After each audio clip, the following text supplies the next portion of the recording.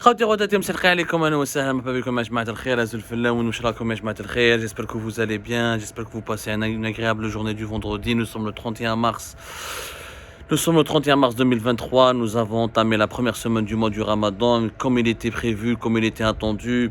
La cherté de la vie en Algérie a battu des records impressionnants.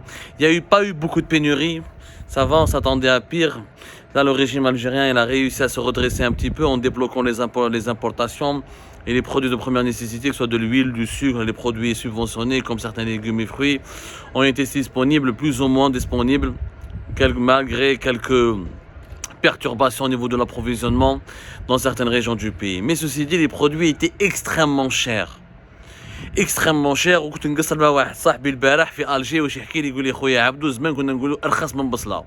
دونك اون بو با دير هذاك لو بروفيرب يعني رخيص من بصله يعني رخيص dans le sens minable comme un oignon parce que l'oignon c'était pas du tout cher, c'était un produit c'était un produit alimentaire qui était largement accessible.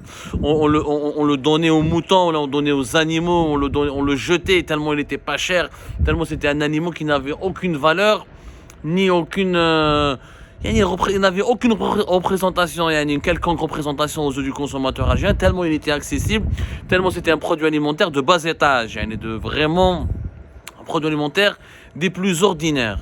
اليوم ولا البصل 18 000 en 17 000 18 000 jusqu'à 200 dinars jusqu'à 20 000 centimes يعني 200 dinars 18 000 بصل entre 18 000 et 20 000.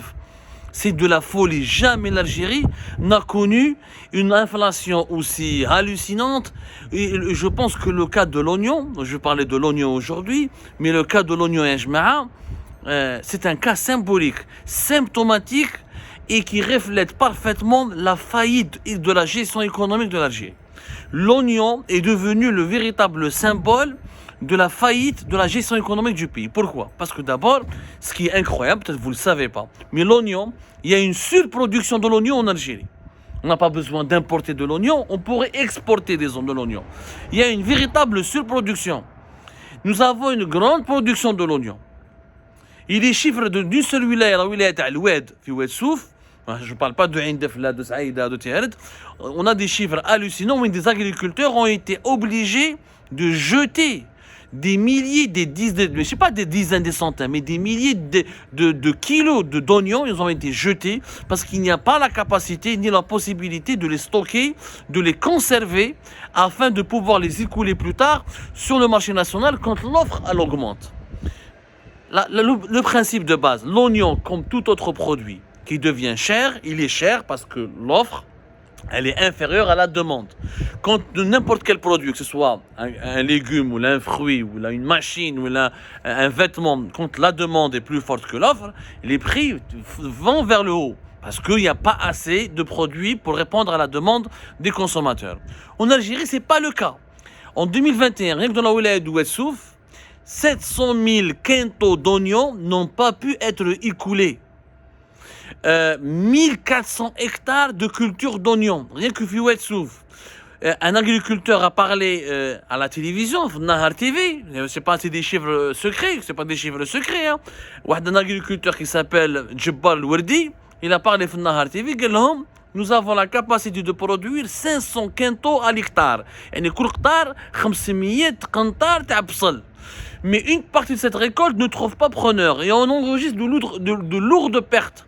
Et les agriculteurs ont juré depuis 2021 et 2022 de ne plus jamais replanter d'oignons. L'oignon, combien il coûte à la sortie du champ? Bin 5 et 10 dinars. Al-Frak. Mais il faut Al-Frak l'oignon. Al-Frak est غالي. أصلاً normalement 5 dinars, 500. يلحق le consommateur algérien 18,000 jusqu'à 20,000. وعلاش؟ parce qu'en 2021 comme en 2022 les agriculteurs algériens notamment des régions les plus de la wilaya, des grandes wilayas agricoles qui est la wilaya de Oued Souf ont remarqué qu'ils produisent beaucoup, la surproduction ils ne peuvent plus la stocker, quand ils ne peuvent plus la stocker ils sont obligés à les périmer. Elle se périme, et quand l'oignon est périmé, là il est impropre à la consommation. Ce sont des pertes de plusieurs millions de dinars que les agriculteurs subissent. Ils encaissent, et du coup, ma habsou. qu'il y a des pertes dans certains wilayas du pays, Saïda par exemple, ou le Tiel, ou la Indefla, il y a des agriculteurs qui perdent jusqu'à 50% de leur récolte. Je dis bien 5 parce qu'ils n'ont pas la capacité ni l'opportunité de stocker leur oignon. S'ils avaient la capacité de le stocker dans des stocks, dans des chambres froides, ou là des stocks, des hangars de stockage de produits alimentaires conformes aux normes sanitaires, conformes aux normes modernes, ils auraient pu stocker leurs oignons, ensuite les sortir. Au moment où la demande elle augmente beaucoup, et là l'offre et la demande seront rééquilibrées, et grâce à cette politique de stockage, des chambres froides notamment, ou des hangars et des entrepôts conformes aux normes sanitaires et aux normes agroalimentaires, on aurait pu contrôler donc le marché et avoir un oignon qui serait accessible. Ou des prix d'oignons accessibles au large, à toutes les couches de la société algérienne. اليوم يا جماعة الحقنا كما قال لهم الحقنا وين البصل ما تقدرش تقول أرخص من بصل البصل ولا لوكس. Des familles algériennes يا جماعة باش نفهموا مليح, des familles algériennes n'arrivent plus à acheter l'oignon. 17 000 ou 180 dinars, 170 dinars, jusqu'à même 200 dinars dans certains wilayas le kilo d'oignon, c'est de la folie. C'est de la folie pure. Ou pourquoi, Yashma? Pourquoi autant de dysfonctionnement?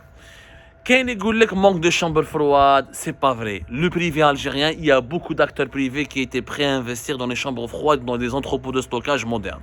Il y en a beaucoup.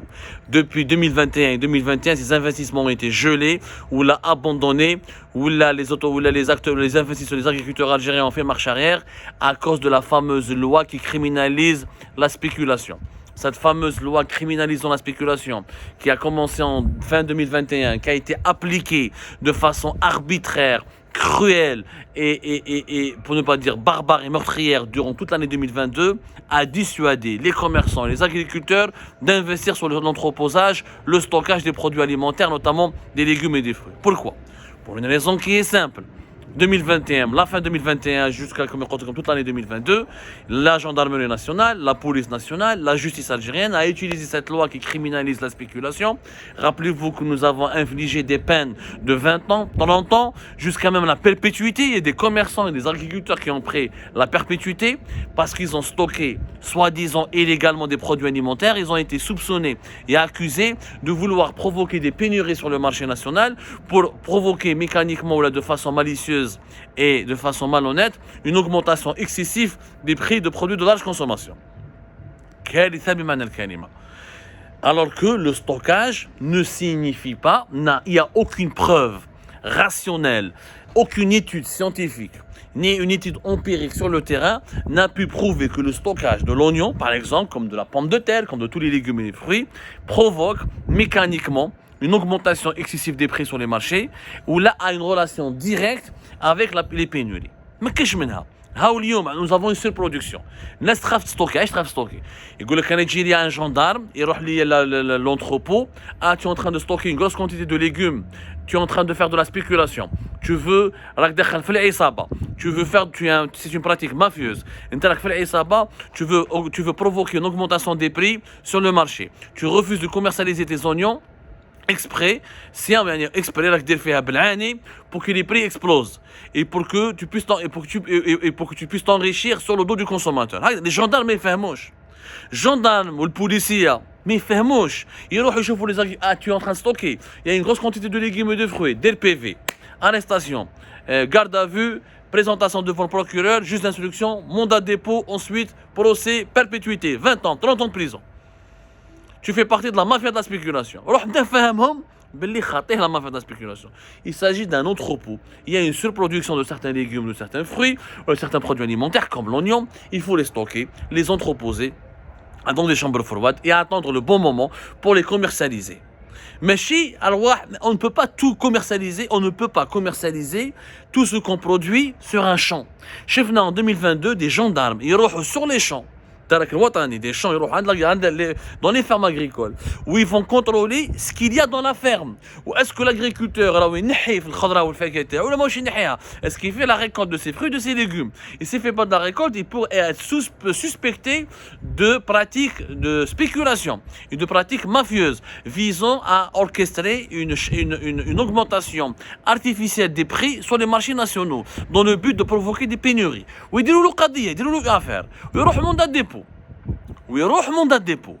Face à ces dérives inqualifiables, qui est en 2022, toute l'année de 2022, où on attention à cette criminalisation de la spéculation, attention à cette instrumentalisation excessive, irrationnelle et folle de la spéculation pour expliquer les problèmes économiques et la cherté de la vie et l'inflation du pays. Ça n'a rien à voir. La spéculation est un concept vague, indéterminé, qui ne s'applique pas comme qu'il faut relativiser et qui ne convient pas à toutes les situations, notamment la situation algérienne. En Algérie, il y a une augmentation des prix parce que pas suffisamment de production, pas suffisamment de stockage, d'unités de stockage et de chambres froides pour éviter les pertes des produits agricoles. L'oignon, par exemple, tu ne peux pas le garder indéfiniment, il va se périmer, il sera donc impropre à la consommation, il faudra le jeter. Il y a un problème d'organisation des marchés. Nous n'avons pas la grande distribution.